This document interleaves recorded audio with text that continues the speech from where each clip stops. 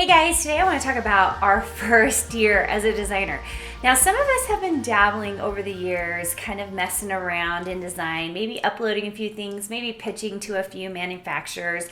Design at the very beginning can look a little bit scattered, and that's okay.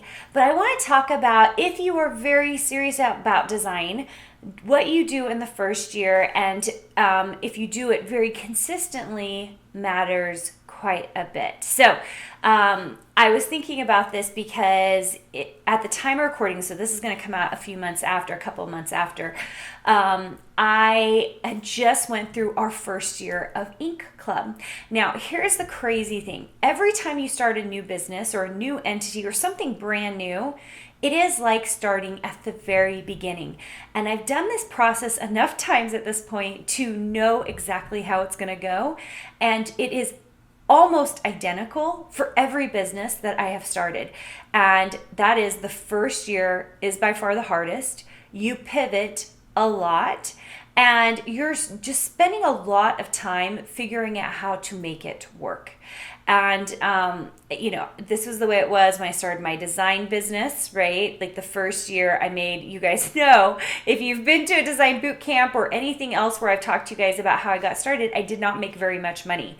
Only a few $100s. And so just so you know, this has been the case in a lot of things that I've started. Okay, some move faster than others, but for the most part, it's pretty similar.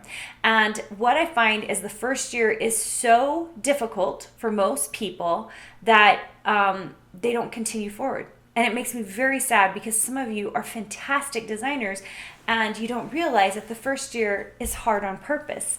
The first year, it's just getting that momentum, doing the right things are difficult. So today I want to talk about doing the right things in the first year. And I'm talking about those of you who are very serious about being designers. There are certain activities and efforts you should be putting in the first year that will make you go faster. Now, even though I'm saying make you go faster, even I was doing most of these activities in my first year and I still only made a few $100s. Most people, they fall away before the first year even get started, just a few months in, because they're like, oh, this doesn't work, because they don't see the money right away. And then after the first year, if they feel like they've put a certain amount of effort in, then they will give up at that point as well. And then it's like the people who can strive through the second and third year, that's when it really hits and it really works. Now, I say this, if you're not in my Design Suite program, you don't hear all the inside scoop, the in-betweens and all of that. Some of you might hear this and just go, okay, so that means I just need to keep going for 3 years. And that's not 100% the case, because a lot of it is effort, right? The kind of effort you put in, the shops you're applying to, the volume of product, all these things that really matter to how you become a great designer who actually starts making money. But, one of the things we say in Design Suite is that this is a long game. And those that really are going to do this, they're in it for the long gain, long-term gain. And that is why this whole thing is sometimes so difficult for people to get into.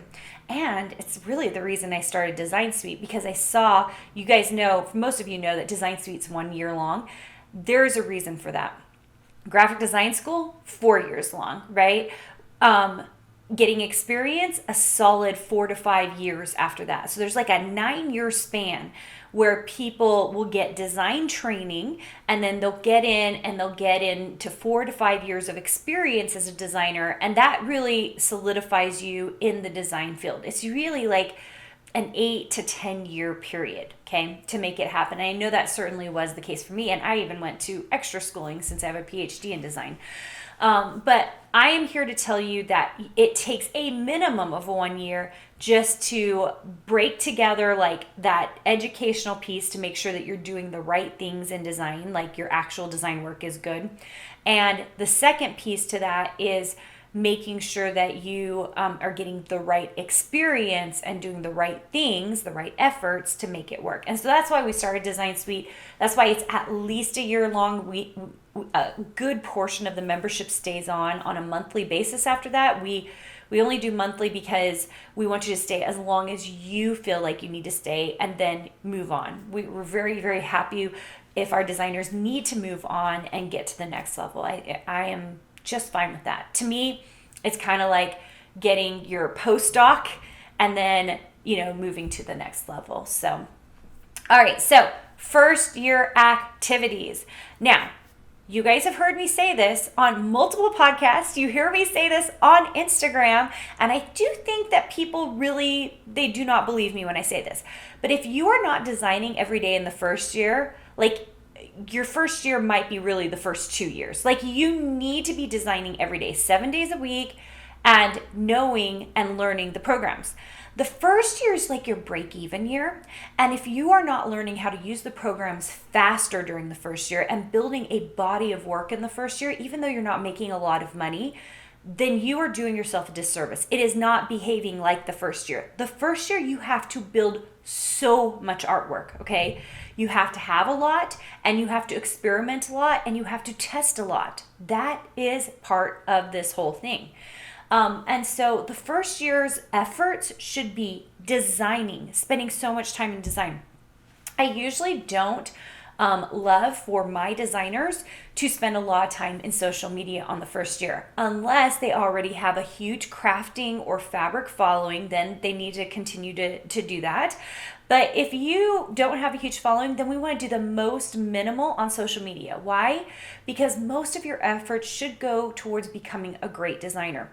One of the problems I see very, very often is that we have divided activities. And so we're so busy trying to be in Instagram or trying to be on Facebook. And so those are hours that could have been spent designing so that you could become a better designer. The thing that's different about designers than influencers is that we make our money from being designers, not from building an audience. Those are two very, very separate things. And it really wasn't until a couple of years ago that I decided it was time for me to start building a brand and audience. I had a bit of a brand before, but I was spending most of my time being a designer, being a creative director of a company, running my companies, being the back end of things and pushing design work forward. And that's where I made most of my money. And I saw that. And it was very, very clear to me.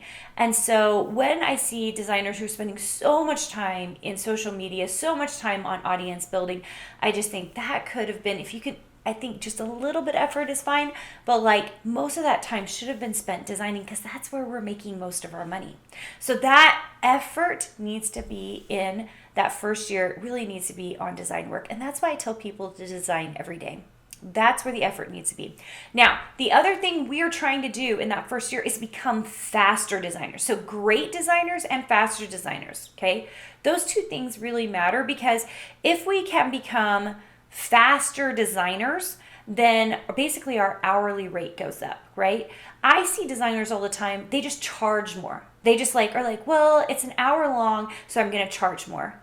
And that's not really the way the design world ought to work. And that's very often why many people do not get design jobs or they get passed over for freelance jobs because they say, oh, my hourly rate is $300 or $500.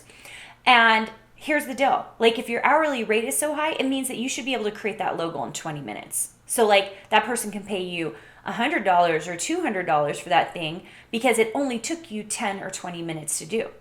Unfortunately, we live in a world where it is very quick to get turnaround jobs on places all over the internet, okay? They're discount places.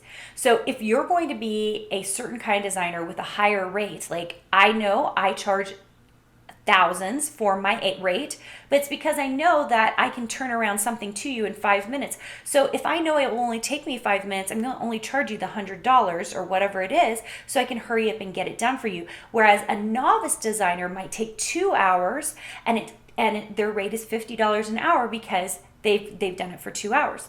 That's the thing, you guys. We have to become faster, smarter, and business savvy. And when we do those things, we become more valuable to our freelance clients, to our shop owners out there, to anyone else that we're working on. Our rate doesn't go up just because we have a bigger brand or because we're more important.